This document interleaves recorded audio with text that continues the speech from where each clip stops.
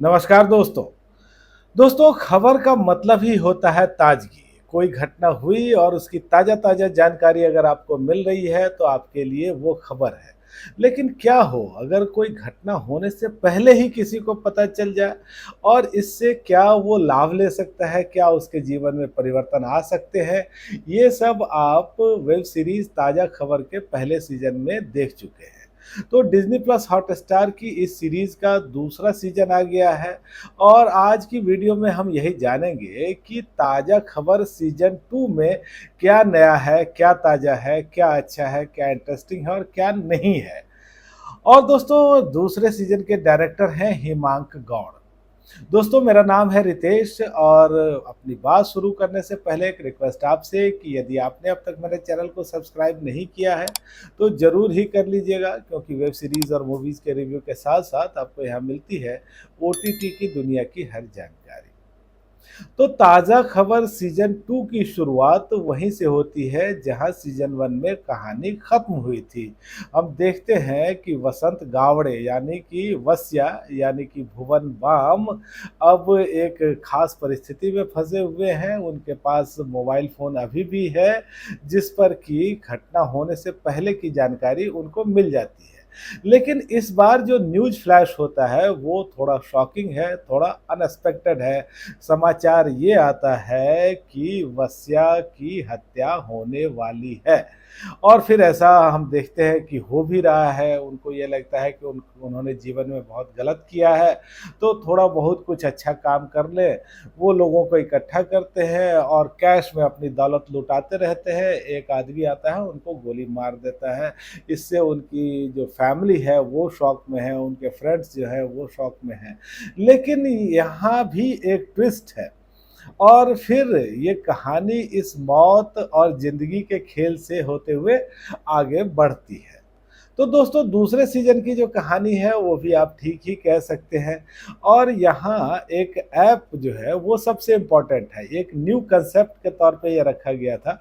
तो दूसरे सीज़न में हम ये देख रहे हैं कि ये ऐप भी जो है वो थोड़ा अपडेट हो जा रहा है। इसमें मतलब बुकमार्क का और फिर यहाँ सर्च का ऑप्शन आ जा रहा है, तो थोड़ी और इसमें ताज़गी डालने की कोशिश की गई है। तो शुरुआत के जो 1-2 एपिसोड हैं वो कहिए कि वस्या के पुनर्मिलन के ही एपिसोड है कि वो अपने माँ-बाप से मिलता है, उनके साथ अपने रिलेशनशिप को करेक्ट करता है या फिर वो अपनी गर्लफ्रेंड से मिलता है और दूसरे लोगों से मिलता है। और फिर उसके सामने कुछ चैलेंजेस भी आ जा रहे हैं कि क्योंकि जब पहले सीज़न में उसने बेटिंग के कुछ पूर्वानुमान जताए थे, वो गलत हो गए थे, तो उसमें एक बड़े अपराधी हैं, उनका ढेर सारा पैसा डूब गया था और अब वो वसिया के पीछे पड़े हैं कि भाई तुम 100 करोड़, 200 करोड़, 500 करोड़ देते रहो।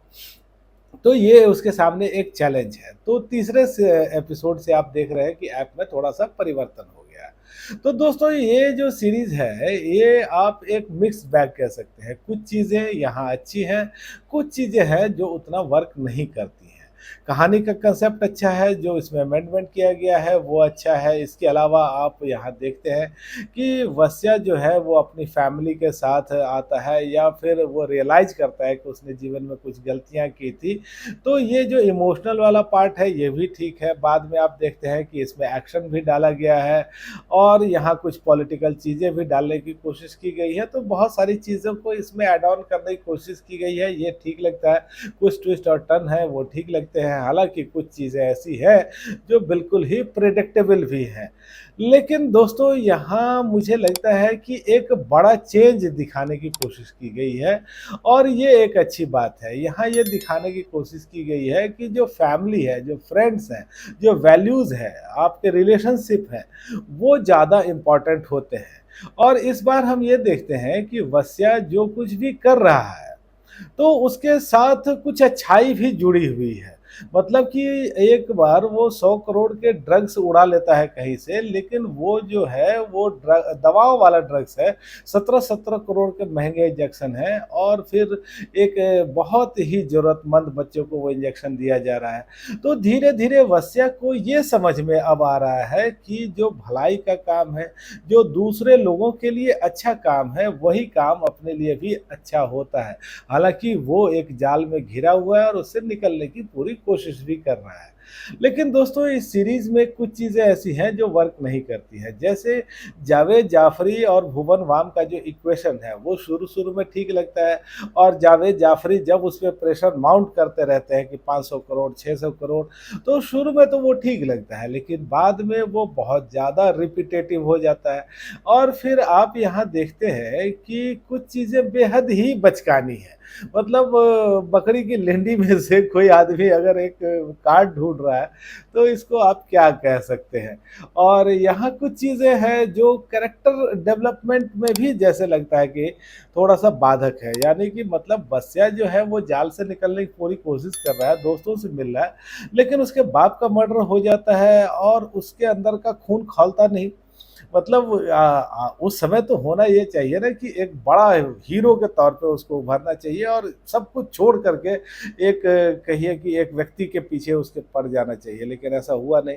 और दूसरा यहाँ कुछ चीज़ें ओवर ड्रामेटिक लगती हैं। आखिरी के दृश्यों में आप देखेंगे कि वसिया जो है वो एक व्यक्ति के साथ मारपीट कर रहा है, ज़बरदस्त घूसा-मुक्का लात हो रहा है और वो बिल्डिंग गिर जाती है। तो जो दूसरा व्यक्ति है वो तो मर जाता है, लेकिन ये भाई साहब जो है ये ईंट पत्थर सब हटा के उठ के खड़े हो जाते हैं, इनको कोई फ़र्क ही नहीं पड़ता।